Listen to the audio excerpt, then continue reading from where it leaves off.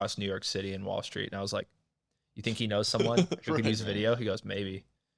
And I was just like, damn, this is probably how I've sounded to so many people. No, that's cool. I'm glad you had a good experience. Yeah, I would say got my head on my ass big time. Sometimes that's, I mean, even if you don't get any games, sometimes just going to those things are just extremely motivating. And yeah, it could be motivation. The there we go. You never know who you're going to meet, who that's going to pay off in the future. Also, just time away. Like, so Alyssa and I, we took the end of the year to go on vacation, but a lot of that time was spent talking about goals, business. Yeah. Because you can actually reflect stuff. when you're out of it. Right. When you're out of the picture, you can see the picture. Way clearer. Right. Mm-hmm. Out of the frame, I should say. Out of the frame, you can see the picture. Yeah. So that's camera. So we're going to talk to the three of us like there's no camera the whole time. But if you're about to say something where like the audience needs to hear it, talk. It doesn't look like a camera. Mm-hmm. That's camera. Got it. But Cool. We have actually that's a teleprompter seated on the camera. Oh, really? Sweet. So yeah, if you ever do have script shit that you need, it'll read right there. The lens looks straight through the words. It's not even there. Crazy.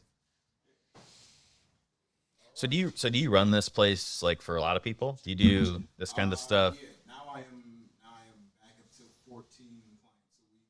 Okay. We're shooting out of here, and then my partner is barbershop is actually building too, and pretty much unlimited supply of people coming. Yeah. So then we do events. So it's podcasting, events, it's barbershop clients, and What kind of events? really whatever you can think of. So I mean, there are people who rent it out for private stuff, but then we just kind of throw our own things too. So we do a live podcasting event. So we're doing one Saturday, bro. Like I said, you can come through. I should be here. Yeah. So we set up all the furniture and everything in the back, create a whole studio audience situation, build out a set in the back area, and I'll pick 3 or 4 of my clients who are really killing it and let them come and do their thing live and get some interactive Yeah. engagement. Sweet. Shoot the shows, give everybody the content, let them do their thing with it. So we do that once a month. That's been really successful. Yeah. Yeah, I'll be here. If you came and did one of them, Oh, you want me to like do a show? yeah, bro, within the next couple months, I think, why the hell not? Do I need to bring a guest or you're saying I just step up there? I've had people do it solo. I've had people bring guests. I do need to do a solo cast. Haven't done one of those yet. Just put it in the air, you know what I'm saying? Yep. Let it download. It's really dope, man. It's really dope. I mean, you just get more eyes on the pod and get to interact with some other cats who are doing it too. So, Yeah, true. Yeah, I'm down for it. see, that's what I'm talking about. But yeah, it's a pretty active spot. Man. Sweet. I'm just the most active. So. Yeah. No, that's sweet though. Really cool. My partner's in here cutting every day, like 7 a.m. to like 5. Just cutting hair. That's sweet. I want to sit the hell down, but that's just me. Everything looks good. Everything sounds good. Yep. Mics are good in this position. I don't need to move it or get close or anything. I'm not gonna give this mic a new PR if I talk like this, right? Are we good? It's Danny Nicolino. Yeah. I told him that the first video I seen, I said, He goes, dude, what? I said, you need to talk to your guy because something's not right. He said, Hey, hey, listen. your guy needs to fix that audio. Yeah, it's reduced as low as it goes. Yeah. Danny's just eating the mic. Yeah. I will. I just listen to it while y'all were talking, so y'all just stay at that same level. Cool. All right. Oh, you're going to go up an octave. You all jacked up. Oh, that's cool. That's cool. That's cool. Jack to the tits. I got them locked in, though, so they good. Cool. So what I'll do is I'll give you guys an intro and we'll just go right into it. So figuring out episode 4. Yeah, kind of. Episode 4, kinda. Love it. Yep, give me the countdown. All right, Figuring It Out Podcast, episode 4. Reshoot, part 2. Let's do it in 3, 2, sync clap. All right, guys, we are back for another episode. Today I have Kyle Novak and Danny Nicolino. Thank you guys for coming on. Thanks for having us. Yeah, Absolutely. so today we're going to talk about a few things. We're going to talk about Mastermind. These guys are both real estate investors, and then a few other things along the way. So I'm going to open this up to both of you out of the gate. Why did you two decide to partner up and start a Mastermind? So I'll start with that question because so when I started the Mastermind group, that was back in, when was that? 2020, I think, end of 2020. So started it because, well, a couple of reasons. One, it's what I needed when I got started. Okay. Right. So when I was starting in real estate investing and just trying to learn the ropes, I went through some education, looked on YouTube, spent, YouTube University, which is great. But really, I needed something that was like a real close knit mentorship group, had a lot of connections, could help me through actual issues. So, so that was one reason. The other reason was I just spent too much time going to lunch with people. You needed one big lunch. Right. Everyone wanted, right. Needed one big lunch. So all my friends, how are you doing what you're doing? How are you doing these deals? How are you making all this, like all this stuff? And it was great. I loved teaching people, but it was difficult to find the time to go meet up with everybody. So I figured, hey, if we just join some kind of group mentorship, they would all help mentor each other. But then on top of that, we could just kill a bunch of birds with one stone. And so did you guys start at the same time, or was that something where, like you had a plan and joined it? Or I heard, Kyle, you kind of came in a little bit later, correct? Yeah, so I came in beginning of 2023. I was in the group before then just as a member, just because I liked what Danny was doing. But then as I was in, I just seen the value he was bringing. And same thing as he said, like I was going to lunch with people anyway. I was kind of mentoring people in a way. And then it was like, okay, how can I monetize this? And Danny already had it started and somewhat going. So really, I just randomly brought up the subject the one day and we hashed it out. And I mean, maybe a month or two later, we had a new operating agreement and everything going. So we both just seen the value, and it's something I wanted to do and made it happen. The key with bringing on a partner is they have to bring on something that you lacked, or complementary to each other. It wouldn't make sense to have a partnership with just anybody on that. So with Kyle, he brings on a whole nother network of people, right? Like all his contractors, all his, his attorney, his insurance guy, all his resources. But on top of that, just his network of potential new clients, but also just other investors he knows, other buyers. Not that, and we were close friends prior to that. So you guys knew each other. Yeah, we before knew then. each Okay. other. Yeah, I think we met in 2020, 2019. 2019. So we were friends for about a year, became pretty close friends pretty quickly. But then, we're at the time just still trying to, grow our businesses. And then he was thinking about starting his own mastermind group and, or joining another one, being, trying to do something because he sees the value in it. He too, same reason, he didn't want to spend all that time just meeting up with people, and it was more effective to do it as a group coaching session type deal. Yeah. So did you guys have like monumental mistakes in the beginning of your investing career that led to this, or was it more of a preventative measure out the gate? And you might have different answers for this one. So you ask, just to make sure I understand the question. So are you asking like if you were to join a group, like for you two personally, did you have any big mistakes early in your real estate investing career that led to the need for this? Or did you kind of take a few hits privately before the mastermind started? Yeah. So, I mean, for us, the biggest hit we took, I think, was just like the slow start, like just the analysis paralysis, just hesitantly doing things. So it was real nice so I thought, hey, I should start something like this because having people around me that are also in that same boat, and maybe people that are already doing what I want to do, being around them more, you become the 5 most people you hang around. We've all heard that quote, right? Yeah. So if you are around people that are doing what you want to do, you then do that. That's just kind of how it works. So that was, really our biggest thing was our holdup. Yeah. And did you have any big mistakes in the beginning too? Or like, well, when did you both start? Like timeline wise, what year did you start? And what year did you start? I bought my first rental on my 23rd birthday, 2017, August 2017. And that was a house hack, correct? House hack, duplex, yep. And then what about you, Danny? Ours was we bought the first property in 2019, but again, that hesitancy, that analysis paralysis, we started learning real estate in like the beginning of 2018. So it took us almost a year and 6 months just to buy our first deal. What was holding you up? Like, was it just that you would overthink it and then not take any action? Like, what made you finally just like, all right, we're doing this? I mean, that was a lot of it. It was taking action, just thinking, oh, wow, like, how does this really make money? Am I going to make a big mistake making this big investment? not understanding all the details of how private money works or just how a house hack worked. I didn't even know that was a thing back in 2017, I don't think so. 2018. For everyone watching, what does house hack mean? So house hack is pretty simple. You live in a property that's multi-unit property. So duplex, triplex, quadplex, and you live in one unit and rent the other units out, and it pays for your mortgage, pays for you to live for free. You could do it with a single and bedrooms too. Yep. Yeah. However, it's just living in a rental income producing property. So for anyone currently renting, that is probably an easy first step to get out of the I'm renting world. Would you agree? Mm-hmm. Oh, 100%. I mean, that if you are renting right now, and there's reasons to rent, you can move quickly. Say you're moving around to different cities for your job or whatever. There's reasons for that. Or maybe you just want to be in a certain area. You don't want to. There's really wealthy people that rent because they don't want to deal with managing the property, the upkeep, because they just make too much money and they don't want to deal with it. So there's reasons to rent. But for the average person, especially if you're trying to get into real estate or you think you might, owning a duplex and living in one side, fantastic way to get started. Very low risk. Highly recommend it for almost anybody. So if that's on the safe side of real estate investing, what's maybe a way to make more money, but it's going to have a lot more risk? Like what would some of those strategies look like?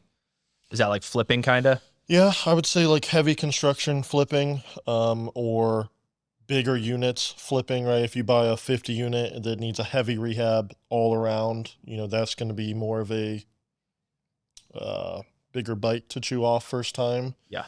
But like you said, there is upside to it, but you don't have that confidence or knowledge yet. I mean, really the point of these masterminds is to get knowledge, which gives you confidence, and then the confidence lets you take action. And then the action's what actually makes the money, right? So that's how I always look at mastermind groups that I'm in and pay for now. It's just paying to get knowledge and confidence. And did you guys go from house hacking and then immediately into like a flip, or what did your trajectory look like after that first house hack for both of you? Yeah. So we house hacked the first deal. And then the second one, because we spent all that time learning and taking in all that education, we were able to do some kind of creative things because we had some more specialized knowledge. We owner financed our second rental. So the next property we did, and then we did that again with another property. So owner financing these deals. So barely any money of our own out of pocket to buy the deal, and got into like pretty big properties that way. Then after that, we started doing wholesaling and flipping as well. Yeah. What about you, Kyle? So house hacked the duplex, and then I just started networking heavy, and I met some of the real players down in my market, in the Canton market, and they taught me to all this off-market stuff and how things are really done. You don't need a realtor, you don't need a bank. And so I learned, so my second deal I raised all private capital for and bought and used a contractor, and then basically did the BRRRR strategy. And how did you know that was a good contractor at the time? A referral from networking. Yeah. Okay. So it wasn't a mastermind, but it was kind of like a free networking group that I was going to, and just meeting the investors there. They gave me a contractor, and sometimes contractors came. So yeah, that's how I got him, and he did the first. So then I bought 6 rentals pretty aggressively. Like I bought my house hack, and then 2018 I bought 6 rentals, all off market, private money. Yeah, and then that really opened the floodgates there. Just a couple of nuggets there that Kyle said that I just want the listeners to pick up on. So one, raising private money in networking. So raising private money is something that people just kind of write off as a strategy.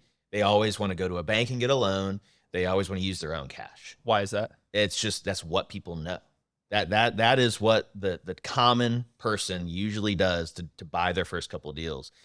And it's usually because they lack confidence in raising the private capital.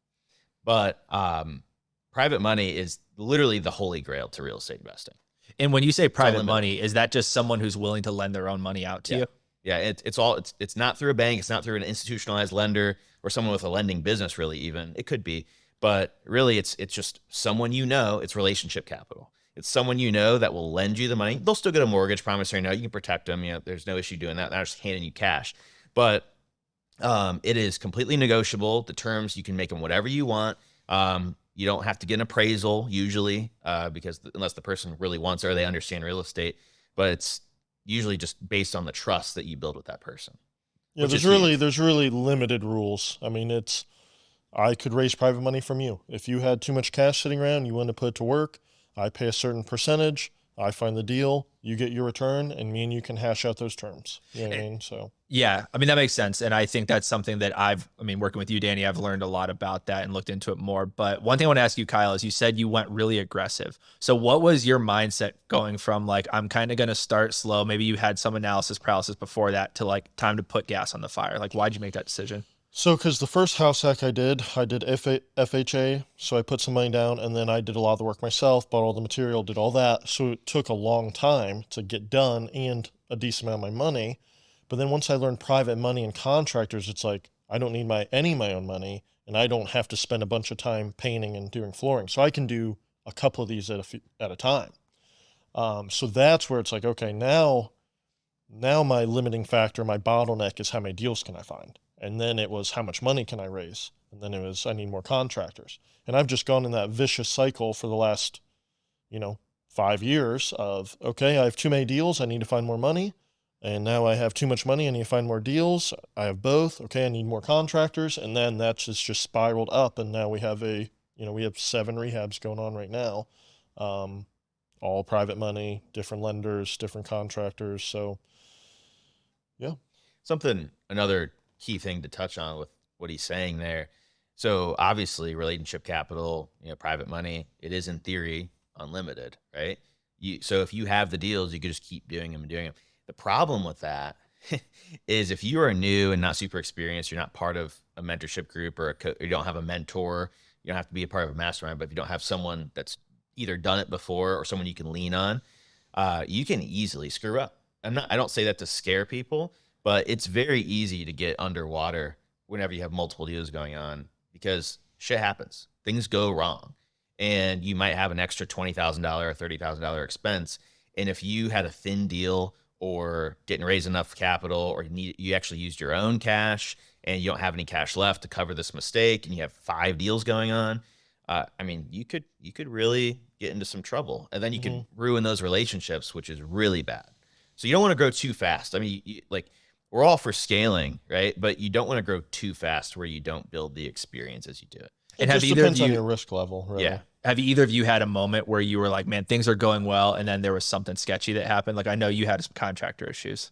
Oh yeah, I had a contractor go to jail. I had 3 contractors work on the same house.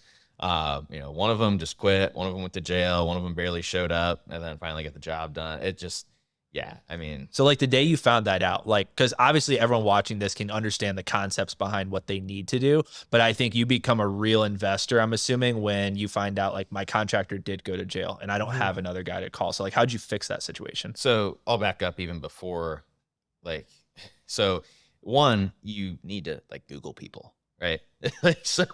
Or just look up who they are and Facebook will tell you a lot. I mean, even with tenants, we do that. Like, if they're on Facebook, always fighting with people and being a problem, they're likely going to do that. Kind of a sign. Probably not a reasonable person. Right, yeah. Right. So that's like step 1, right? Just risk mitigation off the get go. But the other thing is referrals. So referrals are your best friend in the contracting world. I have great contractors now. We love them. They do fantastic work. And all the ones we work with now are very professional, business-oriented people. Would gladly go to dinner with any one of them right now, take them, go on vacation with them even. They're friends, really. But that wasn't always the case. And initially when we were starting out, when I had that issue, I'm trying to give people the benefit of the doubt, and really, lo and behold, I'm getting screwed. But I'm letting this ride month after month of them not showing up. Oh, I'll be there. If they responded, I was happy because I thought the project had a chance of getting done. Meanwhile, I'm paying private money every single month and now I'm starting to pay out of my own pocket because I've already burnt most of the cap. I've given him money for material. I've paid him money to do work he didn't even do yet. And now I'm paying interest out of my own pocket. Yeah. Sucked. It adds up. Do you think that what is the reason why everyone says contractors suck? Like, is there a drug issue in the Ohio community for it? Like, why do you guys think, I mean, obviously you're in a good position now, but why do so many people have such hard problems finding reliable contractors? Yeah. I mean, it's a tough industry. I mean, I think a lot of and this is a guess, I think a lot of contractors are contractors out of necessity, not Anyone can do wanna it, be, you know what I mean? in theory. You can, yeah, I mean, a lot of times these people are getting out of jail, they need to do some sort of work, right? So that's, Manual they don't labor. have to pass a background check, drug test, anything. They just kind of work for themselves on the side. So that's a, tough thing. Um, yeah, I mean, it's a good question. I mean, definitely, I mean, there's a drug problem all across America, but I think it's the low barrier to entry to being a contractor that keeps the quality kind of low. And even just the temptation, right? If they're working with a old 80-year-old woman who, or man, just old person, someone who's just kind of naive, doesn't know what's going on. I'm not saying all old people are that way, but just you giving an example, somebody who doesn't really understand the situation, and they, oh yeah, give me 100 grand for this house. Oh yeah, sure, here you go, honey. Just make sure it gets done. They're in a whole different world, and this guy just walks away. Yeah. Like it's that because they know they can do it, or if they saw their friend do it, and they're like, oh, I'm gonna try this and see if I can get an extra 5 grand off this guy. And then they do it, and they're like, oh, that was the easiest 5 grand I ever made. And then being that type of person who has a drug problem or whatever, they just keep doing it. So what are the sketchy signs of a contractor? How do you guys know like this person's legit versus like, oh boy, I need to call someone else? So there's some red flags, but again, take all these with a grain of salt. So obviously, if you Google on Facebook, all that, if you see bad signs, that's one thing. Professionalism in general, but one of the big red flags is needing a lot of cash up front. I give my contractors a solid down payment because some of them buy material for me. They have to pay their guys, and like I get it. I run a business too. I understand the need for cash and cash flow. However, if they right out the gate need 70% down or something like that, or need paid before any of the work is done, that's usually a red flag. Yeah, that'd be one. That'd be one that I would say. Yep, definitely large down payment. The lack of communication is always just a no-go for us. You gotta be a good communicator. And so what does that look like? That means like, oh, we want this room done by Friday, and then you're not even able to get them on a phone, or I mean, how would you? Yeah, no, I mean that's definitely an example of if they just do what you say you're gonna do, right? If you're gonna meet me at the house at 4 o'clock on a Tuesday, be there at 4 o'clock on Tuesday. It's crazy how many people just don't do that. If there's an right? issue, or just don't answer the phone. They don't like. Or don't communicate. They communicate after. Yeah, they don't know, say, "Hey, no by the way, call. I'm running late. I had to pick my daughter up." Yep. Like they don't say that. They just don't show up. Yep. They no call, no show. Then they try and make it up later. So Right. that's a problem. But yeah, we don't front labor costs anymore. We will give them enough money up front to buy material Right. and get going. But we do give regular draws, so they're not having to go a long time without paying their guys. Basically once a week or whenever the work's done. So. Right. Not fronting labor will protect you. Having a contract with your contractor to at least have some sort of paper trail. Yeah, initially, so we just let the contractor, we walked the house, and they were like, all right, I'm going to do this, this, and this. And I say, okay, cool. How much do you want? Like that was like the initial conversation. And then I got a little bit smart. I was like, hey, can we put this on paper? Like, should have definitely should have done that. But then he just writes up this like real simple document on a paper and sends it to me. I'm like, okay, cool. When in reality, I should have had my own scope of work, everything lined out. I should have had protections in there in case something didn't happen. If this, then that. Like in the contract saying they have to work between these hours. They have to keep the job site clean and safe. Things like that it's pretty standard in most agreements. But you don't always know that out the gate. You don't, obviously not. No, I mean we didn't know. Even with a lot of the education we had, we were given sample documents, but they were pretty generic. They didn't include all these detailed things. And unfortunately, in the contractor world, you kind of just have to try them. You know what I mean? It's like protect your ass as much as you can through doing your own due diligence, not giving a lot of money up front, having stuff on paper. But even still, they can still turn out bad. Or a lot of times they do good for one or two jobs, and then something happens and they go off the deep end. Right. That's the other, like, honestly, just unfortunate and shitty part about a lot of businesses, but contractors it happens a lot with is they'll do 4 or 5 great jobs for you, and then out of nowhere they just disappear. like you said, it could be the addiction thing, and they're back on Yeah. something. And they're not going to say that. They're just going to go into their own recluse. And it's crazy right. how much drama these people have in their lives with their, I'm not talking bad about contract. Like we have great contractors, stigma. but There's a I get it. stigma, It's a real issue. stigma. I mean, I've worked with several real estate investors where I wouldn't say their knowledge hurt them. It was just not being able to find labor. So, I mean, it's a real thing. And that's the thing. We never rely on just one contractor. We always have backups, vetted, multiple. We like to just try out a guy every once in a while, just so we can kind of add him to the roster of, okay, if our 3 main guys do fall off, we have some ready to go. Yeah. You know what I mean? It's basically the dig in the well before you're thirsty thing. Yeah. Have people in the background ready. Yeah. So Kyle, I got a question for you because this was an interesting thing on our conversation on the phone, and I didn't want to ask until we're on the podcast. So you do work a labor job. Mm-hmm. So how do you think that helps you as a real estate investor? Because I think a lot of times people get into it for the money and the financial opportunity, but obviously you're a hands-on worker. So like, how do you think that's helped you? I would say 0. Really? Yeah. I mean, I build power lines for a living, which doesn't really translate a lot to home renovation much. Okay. I mean, obviously having some sort of work ethic and drive is there.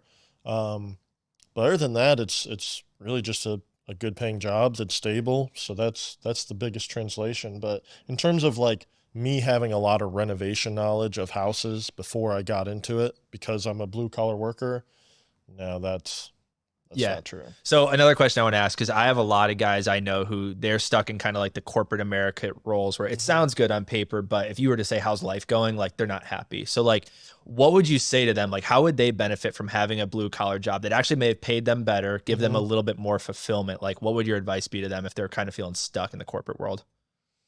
You're saying like they may want to go to a blue collar job or they want to get into real estate investing? I think there's a stigma behind leaving the safe corporate job, and it may be that a blue collar job is a way better opportunity for the lifestyle they want, or real estate investing is. Gotcha.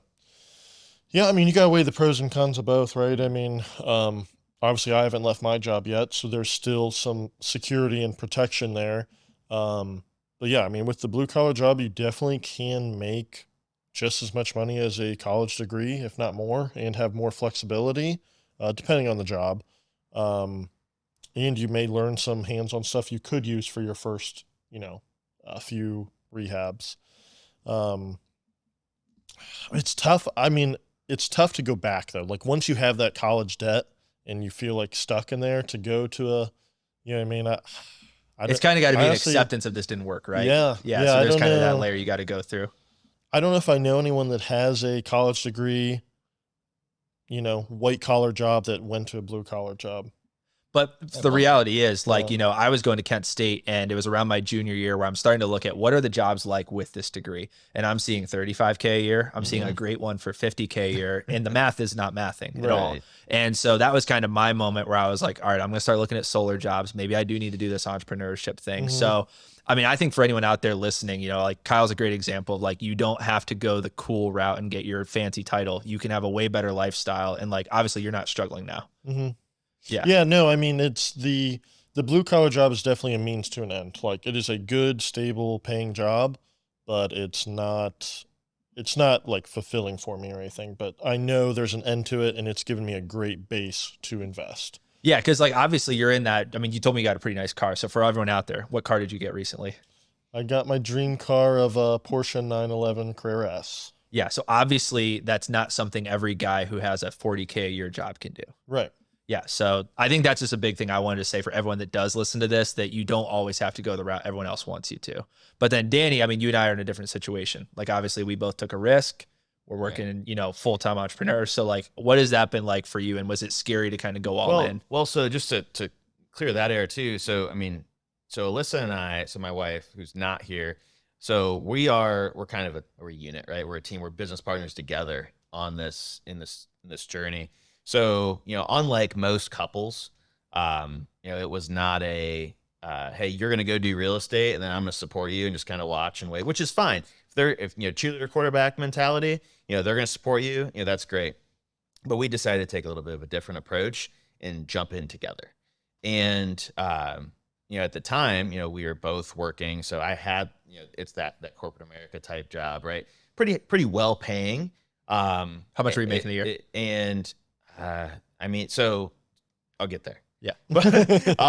So we're well into the six figures, right?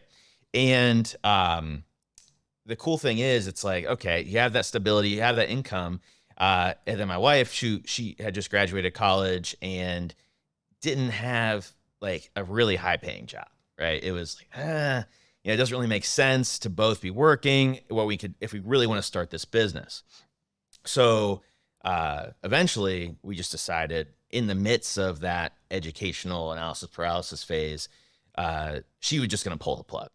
She because she was making way less money, didn't make sense for her to spend the time doing that. It made more sense for her to spend the time trying to start and grow our business whenever it was in its infancy stage.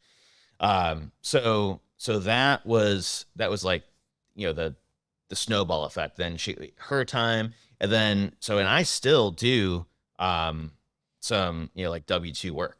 Yeah. Because it makes a lot of money. And the cool thing is about that is you can actually maintain a more stable income and have connections. So I've raised tons of private capital from like people in the corporate world.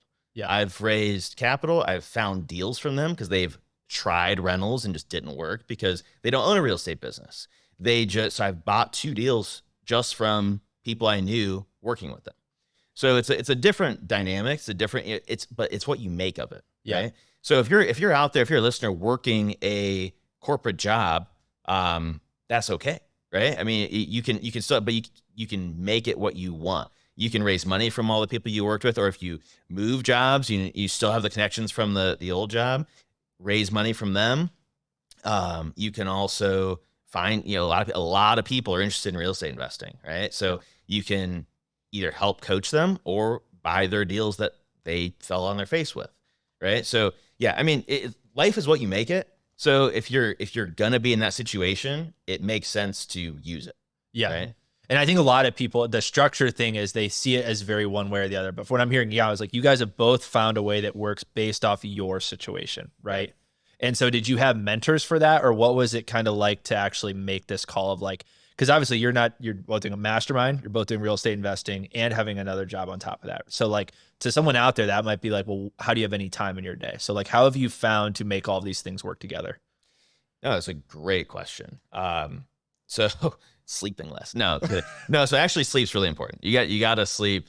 I try to get like 7 to 8 hours at least because that helps you perform better. But the key is for me really is just time blocking. So just understanding, hey, I know I'm going to spend this much time doing this, and I'm going to spend this much time doing this. My calendar, if you looked at my calendar, there are blocks in the calendar, and I just know when that time comes, that's when I'm done. I'm going to bed, or I'm doing that. And you can't negotiate with that. It's just non-negotiable. That is what I'm doing. Yeah. And so what does a typical, let's say like a Wednesday look like for both of you? How do you, like on a day where you're going to kind of be dipping in all of the different facets, like how do you break that down? So for me, the key is not actually doing all 3 or, all those different things in one day. Okay. Kind of focusing on, within a week or some kind of like a short time period, just doing like kind of like a wheel, right? So you have one day you focus on this, one day you focus on this, one day you focus on this. That helps me break it up. Yeah. Same for you? No, I'm the opposite. So I'm the very unorganized, like just kind of chaos, roll with it. So I definitely just work on all 3 things as it comes. So like I work Monday through Thursday at my job. I work 4/10, so that's nice and flexible. Try and do as much stuff as I can,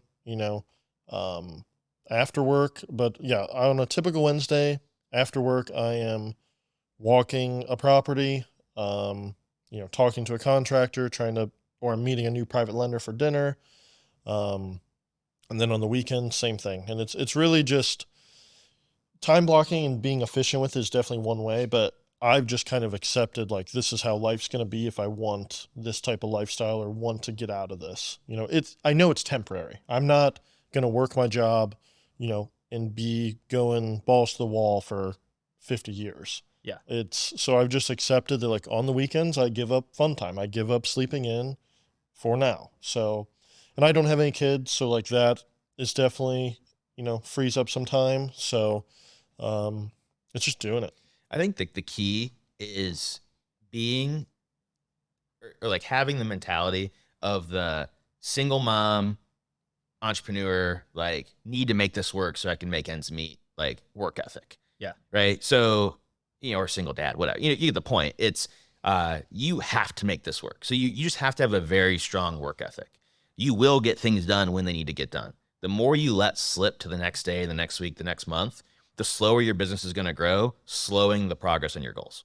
So how do you guys fight complacency? Because I think you're both in a position, for what I'm hearing, where you don't have to do the real estate investing. You don't need to run around town at all, but you still do it. Why is that? So are you saying just like the mastermind group itself, or you're saying like why are you guys doing more than just the W-2? Or why or not even doing that, right? Yeah. So because I think honestly both of us could just quit that today too. The key is really our lifestyle. That's kind of the maintaining the lifestyle we want is really what drives our actions on a daily basis. But ask your question again. Sorry, I just kind of So like I think for anyone listening, they might be like, well, if these guys have a safe job, reliable pay, why are you going above and beyond? Like, what actually motivates you to be like, I'm going to be so disciplined, I'm going to time block? Like, why do that when you could just kind of have a much easier, cozier life? Yeah, so I think something everyone should do at some point is kind of stretch yourself sometimes on budget, or go to that nice dinner you think you can't afford and just get a taste of how that is, or go on the nice vacation. And like for me, my hobby is cars, and then it's like once you start tasting that stuff, it kind of gives you a little motivation to keep it around and get it regularly. And then the big thing for me is I eventually want all my time back. So I don't necessarily want to go Grant Cardone, like billionaire type of thing, but I want to make a nice, steady few $100,000 a year with minimal effort, to where like I know a few $100,000 a year can pay for my lifestyle. And if I can put minimal effort and time into that, I'm good. That'll allow me to spend time on the cars and like going to car meets, traveling. I'm really active in just any sports. So right now is a period where you're going to go a little extra hard, extend yourself, knowing what the delayed gratification is. For sure. Yeah. I mean, that's really delayed gratification. It's just building the lifestyle you want. Yeah. Right. That's the goal. So sure, you could have, I have family, all my family on my dad's side is teachers. Okay. All of them are teachers. So almost all of them. And that's great. I mean, they make pretty good money. When they started out, probably not, because teachers don't make a ton of money out the gate. Yeah. But now they make pretty good money. Like one of my first cousins, he's a principal at a school, and he's 2 years older than me. He makes great money. And he loves it. He's fulfilled by it. And he has multiple kids, and he has a great life. And his wife is a teacher as well. And they do great. And I don't think they have any desire to do anything else, like business wise. They just want to do that, collect the retirement when the time comes. And, that's the lifestyle they want to achieve.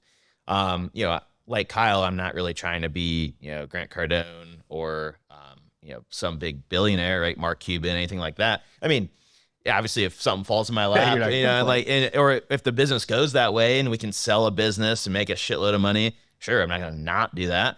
But, and obviously I have some aspirations to do some big shit, but maybe not that big yet. Right. I mean, those guys are sacrificing time for 40 years. Right. They are still working aggressively in their 50s, 60s. So yeah, the key is, do you want, really what it boils down to is your life. So life is short. Okay. So you need to balance your lifestyle that you have now with the things you want to do, and like while you're young, and go on vacation. I mean, we went on, I think 12 vacations last year or something obnoxious like that. Yeah. And, I mean, and one of them was a trip. Kyle and I and both our wives went to Bali, Indonesia, and it was a 2.5 week trip, almost 3 weeks. Beautiful. Loved it. Not many people get to go experience things like that. So would we want to wait and delay that until we're 40 years old? Absolutely not. Because whether you're working a job or you're growing a business and just keeping all the money and reinvesting it and not doing those things, either way, you're sacrificing to not do those things, to do that lifestyle. So for us, we want to maintain a lifestyle that we want at the level we want it to be at, and grow a business to where, like Kyle, reclaim all your time, eventually kind of cash in on the business and just have the time back and let things ride in a much more passive way. That's not like just a 401k that you draw from, but assets that actually grow in value over time, something you can leave a legacy to your family. Yeah. Yeah. I mean, just to touch on this topic, one last thing is there's definitely the real thing of like the 6-figure trap. You know what I mean? Like once you get in that 6-figure range, especially in Ohio, like it gets comfy, you can start paying for stuff. You can start having a little luxury stuff. So it's very cozy place to be. And I think like to kind of get you going, you either need some sort of motivation, like either positive reinforcement from like, oh, I want this goal, I want this dinner, I want this lifestyle, or the negative reinforcement of like, I came from this poverty level, I don't want to go back type of thing. So like there's the negative reinforcement, the positive reinforcement. I think you need either of those to kind of get you out of that comfort. And where do you guys think both of you are on that journey? Because obviously I can tell like you're doing several things right, both of you, from what it sounds like. And there's a lot of people that would say that. How do you think you will make those exits? Like when do you see it's time to like make that chop of like, I'm all in on the investing? Well, I mean, in my opinion, I'm already all in on investing, right? So like the amount of time I spend on investing and like building like our business is probably the amount of time I would spend. I'm maxed out no matter what. If I have other businesses going on, other jobs, other work, whatever, family, et cetera, like the amount of time I'm spending is probably the most time I want to spend regardless. Yeah. So even if you didn't have the other things, yeah, you don't think there'd be a higher ROI to spend even more on it? So there would be, right? But I would probably want to do other things with that time. Yeah. Personal opinion, but that's just because if you like, there's no sense in trading a job for a job, right? So if you're just working in the business constantly, then you're just working a job. But if you are spending that amount of time building systems, growing a business that runs for you without you being there physically working it, most of the things that I do in business are growing it. So it's working on the business. Yeah.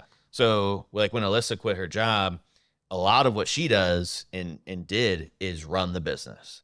And she's trying to step away from that now too, by hiring people and building systems to automate things. But the more you can step away from working in the business and work on the business, the more it can run without you there. And that's really the goal. So just putting more time into the business doesn't necessarily bring me any more joy in my life. Yeah. Yeah. So it's not always like a 1-to-1. Sometimes it's like you have to step a little bit far away to make it a 1-to-5, a 1-to-10. Yeah. Because we've hired some people the last year, like even if I did quit my job today, I mean, I would definitely get a lot of time back, but I definitely wouldn't, I don't know what I would do with it. You know what I mean? In terms of like work, like right now, all I have to do is find deals and raise capital, and I can do more of that. But because we have a lot of other systems and people in place, I don't necessarily need to just like work more. You know what I mean? Like I don't need to trade the job for the job. So do you guys think it's almost been a strength that you've been almost forced into working on the business? Because I think like I definitely in the early last year, I traded a job for a job. There was no Airtable system like we have now. There was no, this is how every video is edited. It was just Alex Works. So do you think this has kind of forced you almost to look at how to delegate, because you really can't just give away 16 hours every day to something that may not even be working correctly? Yeah, in a way. Yeah, because we have the jobs, we have to either hire things out or, there has to be some day-to-day running. And like you said, the job for job thing does work too. But what I've seen is a lot of people get stuck there because then they don't hire, right? Because then it's like, okay, I'm doing everything and, just work. And that's fine. You can make a lot of money doing that. But to get your time back, then you have to go to where we went anyway, which is hiring people and systems. Right. So we kind of just skipped the step of we work at our jobs. Instead of working for a low wage in the business, we just stay at our jobs and hire people. And so it kind of creates this acceleration effect where. So really what it also boils down to is what's your hour worth of your working day. So making a very high 6-figure wage, that translates to a pretty high dollar per hour of your time. So whether that's being at a job or if I were to, just work, all I do is work on rehabs, right? If that's all, I quit everything else, quit the mastermind group, all I do is work on rehabs. and I did all the work myself, that's a $50 an hour job, maybe $40, $50 an hour job, maybe, right? I don't think that's worth my time to do it myself personally. Yeah. That is because of the things that we're doing. I would have to work a lot of hours to make that make sense for me. Yeah. So I have to hire it out for it to make sense. So just take that mindset and scale it up. The more you can hire out, the more you can scale. Your time has to be worth more. Yeah.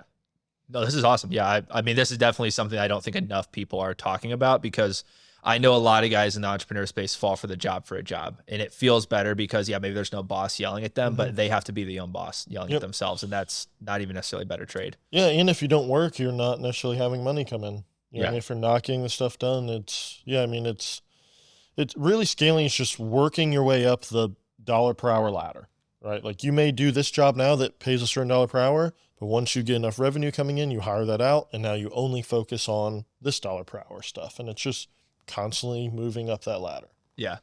Yeah, that's perfect. So I'm going to ask you guys a few sideball questions. These are things that I did call Alyssa to get some data. And then there's some real estate ones that I think I would just like to ask you guys. So out of the gate, this is a topic I see on TikTok all the time. Are all landlords evil, or do you think that's just a myth from people that don't pay the rent on time? All landlords are 100% evil. No, obviously not. I mean, like, the thing is because I used to rent, right? So I used to be a tenant. I understand. I get both sides of that coin. Really, it's just, landlords, they're trying to run a business. But here's the difference between a good landlord and a bad landlord, in my opinion. The good landlords are in a virtuous cycle, and they will rehab the property, make it look nice. Yeah, sure, they'll charge market rent, they'll charge the fees and everything to get the income, but they take that money and reinvest it into the property and make it better and better and better. It's a virtuous cycle. Whereas a shitty landlord or a bad landlord or an evil landlord, whatever you want to call it, right? They're in their position probably because of their own choices of buying in a low-cost area, doing a shoddy rehab, not even doing a rehab, putting a tenant in there, not charging them a lot of rent, so they don't make a lot of revenue. They don't have money to pay their bills. They have an issue, a water issue, something goes out. They don't fix it. They let the roof leak. It's a vicious cycle instead of a virtuous cycle. So that's my opinion of the difference between a good landlord and a bad landlord. It's a good reel right there. I appreciate that. All right. So then the other part of this question, because this is what I get all the time. If I tell like a family member or my mom, hey, I want to get into real estate investing, what happens if a sink goes out at 2 a.m? Is that scary, or is it not something that really needs? It depends, right? Happens. If you're doing everything yourself, then yeah, that probably sucks. You have to, make a phone call or go do it yourself type of thing. But like for us, we have software. The tenant takes a picture. They have to take a picture and video of the issue and submit a repair request, and that will go to our assistant, and then she just coordinates the right contractor to go fix it. And then he submits pictures of it fixed, and she verifies with the tenant it's fixed and working, and then she pays them. So it sounds like systems make a good landlord. Yep. I honestly wouldn't even know if a toilet went out at one of our properties right now until next month. Because unless it's over $500 of a fix, labor and material, I won't know probably until the following statement that comes out. Because my property management company, who handles our rentals, sends us a statement every month with what happened and the photos, and same stuff as Kyle. They have a very similar system, actually use the same software and everything, but they just do that side of it. That way I don't have to use the brain power and worry about those little things. Yeah. So we focus on growing the business. Yeah, I think you guys are both really good at like taking the lessons out of the jobs that like you have right now, and then also the systems you've put in place for the rehab side. So Danny, a question for you. What skills do you think you learned at Outback that still apply in business today? Outback Steakhouse. Probably the best. That's probably where you learn the most skills. It really, truly, it probably was. Outback Steakhouse. Yeah, so worked there when I was in college. So I actually started as a dish guy when I was 16 years old. A little bit of the spray. Yeah. Oh, yeah. I every night came home just covered in gunk. Had a bunch of free food after. It was the last one there. They would always give me all the leftover food. And did you ever sneak anything off a plate, be honest? Oh, all the time. all the time. Oh, I was a gross motherfucker. I was 16 and I was hungry all the time. I was playing football. I just need food. You need the calories. Yeah. just respect the bulk, bro. Yeah, sorry. Yeah, that's how it was. But no, we so started so so to answer your question, best skill. So as I was growing up, 16 years old, right? So work ethic, right? Obviously that's so when you're working a job, you're not just getting everything handed to you, you're building skills like work ethic. But beyond that, after I got out of the kitchen and was a server for most of the time, host to go, so I did them all. But when I spent most of the time as a server and learned a lot of people skills, selling skills, because that's really what you're doing the entire time. You're selling, upselling appetizers, desserts, drinks, learning how to work with money. You have to be able to do math quickly and those types of things, and like negotiating really too, or in diffusing problems. Like these are all skills that I learned there that I think definitely translate into the business world. Yeah. 100%. I mean, really, when you're a server, you're kind of running your own little business, the way I looked at it, because you have these 3 tables and you just have new customers come in. You don't have to find leads. They just come to you, right? And you're just trying to sell. Right. You're trying to sell as much as you can to them because you're gonna get the biggest tip you can. And you got to provide good service. That's your product, really, is a good meal and good service. Were you the server that didn't write things down, or is that just people being cocky? I think that's a skill that I think people build whenever, like, they've either just done it for a long time or they just have a really good memory. I always wrote everything down, but there was always the time. So I would get home and it was like 2 a.m. after the bar or something. And I'd wake up or like be driving. And I'm like, shit, I forgot the ketchup at table 51. I would like, my brain did like weird shit like that. Yeah, and I always couldn't get out of it. And then you know why the tip was bad. Right. And I was like, oh, that's why they screwed. You forgot the ketchup. Right. So just stuff like that always happened. But no, I mean, there was a lot of good skills that came from it. Yeah. And I think a big one too is like, and I met my wife there too. It's probably pretty nice. That was so people skills. Yeah. Hey, great connection. How to flirt with girls. That was big. When you work in a restaurant, I'm telling you. You got to learn. Kyle, I got one for you. So I think a very interesting thing that you said, because I'm agree with this. It's something I had to change a lot in the last year, is you do need to kind of spend a little to understand what lifestyle you do want. Mm-hmm. For everyone out there that does have like a dream car or a dream vacation, what was it like when you got the car? Like, was it everything you hyped it up to be? Yeah, I mean, it was exciting for a long time. I mean, it is a material thing, so that does fade, But yeah, I mean, I definitely, I spent weeks, researching and looking. I mean, I knew what car I wanted for a long time, but actually looking for that specific car and talking to dealers and getting everything. So what's going. the specific model it is? Yep. It's a, what model is the car? 911 Carrera S. And where did you get that motivation? Was that like from Need for Speed growing up or something? Or yeah, it's a good question. I don't know. I would say so, but I mean, even since like my first car when I was 16, like I always like put parts on it and stuff and like different headlights and like tried to make it go as fast as possible. And I've just always had a adrenaline rush. Like and definitely the adrenaline junkie, like doing that type of stuff.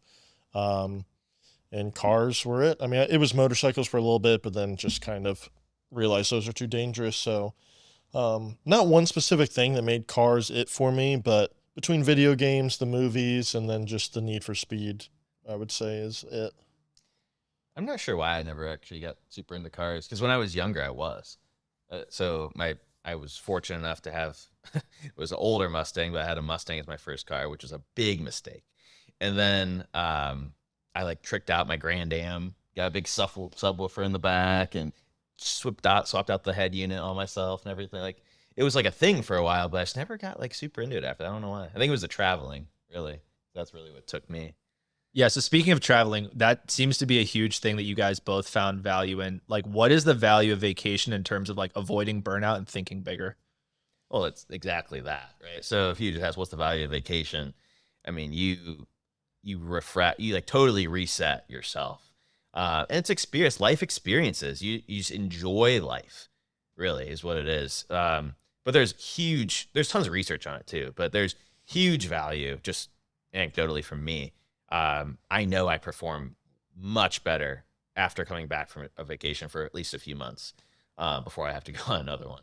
But it is huge. The stress level goes way down. So I track my sleep with an Aura ring. Mm-hmm. I'm not sure if you do or you I've had a have. whoop before. Yeah. So I was tracking my sleep before my last vacation, and I was getting like sleep scores of like 60 to 70, which anyone who tracks that knows that's like totally ass. Yeah, but when I got back from vacation, it was like 84, 85.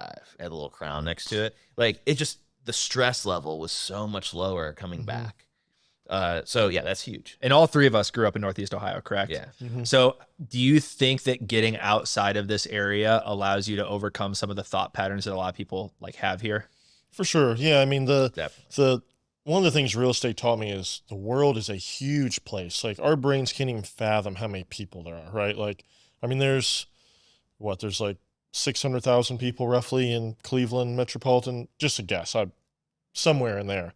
I mean, that's just one city in, Ohio. And then as you go out, it's like the world is such a big place. Like, and going out and seeing, the world definitely.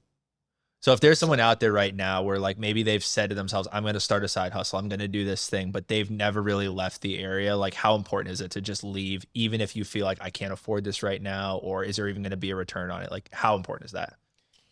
I think it's super important. Yeah. I mean, one of the reason I bought the Porsche, like decided to pull the trigger on it, is I read a book called Die with Zero. And the whole book is just the premise of balancing health, time, and money. And just, it is okay to take your largest risks when you're in your 20s because you have 40 years to make up for it. And you maybe don't have a family, or you do have your parents to still maybe help you out or something. So like in the book, he talks about how he pulled out credit card debt of like $4,000 to go backpack Europe in his 20s, even though he couldn't afford it. But he knew it was the best time for him to do it. And then it was a big motivation when he came back. Yeah. No, I mean, 100%. I travel when you're young because A, you don't know if tomorrow's going to come. Right. But B, when you're old, it's not going to be as fun. Yeah. I've heard you like to dance with some older women. Is there any truth to that? There's some slight truth to that. Yeah. Danny wins every cruise dance off. I don't really. So I hope none of that goes public. Let me put it that way. There are some videos that need to be hidden forever. So I need to ask for some overlay for that. You might not get that. She may not even have it. I think I have one. Oh Yeah. God. Okay, Kyle's gonna help me out. But so for some reason, old women sometimes They need to dance with you. Yeah. It's like a So that's a thing that's happened. interesting. I think one big question I'm going to ask both of you guys is, obviously networking is a huge thing, and it's something I think a lot of people underestimate. Why is it so important to always be connecting other people, even if you don't know what the return is for you that day? Oh, I mean, that's one of the biggest values of our group. Like you never know when that and we always connect people with no expectation of return. Zero expectation of return. We usually think of it as like the law of abundance. So if I get a little bit of sunshine, or if you get a little bit of sunshine, that doesn't stop me from getting some sunshine. We can all get sunshine, right? So if I can help you, the universe will probably repay me in some way, but I don't expect it. That's kind of my mindset on that. Yeah.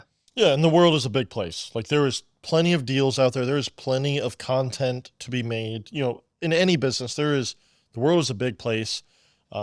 Getting out of that small mindset of like, I have to keep everything myself or people are going to put me out of business is just traveling will help you do that. And just networking will help you do that because there's tons of opportunity out there, no matter what industry you're in. Yeah, it's cliche. Your network is your net worth. Like you never know who you're going to meet when you network. And then you never know who's going to help you because you help them. You just never know what's going to happen. So you just pay it forward, help everyone as much as you possibly can, with no expectation of return. And usually it comes back 10x. Yep. Like you cannot outgive the universe. And I mean, even the super wealthy still do it. The super wealthy still focus on it. They may have their own ranch where they like to be away from people, but they still are networking. Ryan Pineda, all the big people are still going to places to meet new people for new opportunities. Right. But like you said, it's no guarantee. I have gone to networking events. I've spent 3 hours and not gotten anything from it. Yeah. All right. Well, guys, we are wrapping this up, but I do want to give you both a chance while we're talking about networking. For anyone watching in Northeast Ohio, if they want to get connected with you guys, how can they join the mastermind and how should they reach out to you? Yeah. So I'm not sure if you're gonna put like a link or anything in the description of this video, but you can always just reach out to Kyle or I on Facebook, Instagram, any of our social medias. Just send us a DM. That's probably the best way. Or there will be a link probably in the description of this video to our website. You can click there, set up an appointment with us, or on my Instagram, there's a Linktree link. You can set up a call with us there. So any of those ways, get a hold of us that way. All right, guys. Thanks for coming Thanks on the for show. having us on, man. Yeah, this definitely. is really cool. Appreciate Sweet. it. All right, we will see you guys next week. Easy peasy. Great. How was it? I feel like that went fast. Yeah. Yeah. Bro, an hour blows by. Oh, Wow. yeah. Hour flies by. I feel like I didn't even talk that much. You guys had a pretty solid like 50-50 ratio, I feel like. I was nervous to have two people on because I haven't done that yet, but like there was definitely a good dynamic of. That was good. I like that. Yeah. Yeah, I feel like I still have so much more I could talk about. Oh, so much, especially like about real estate. Right. Like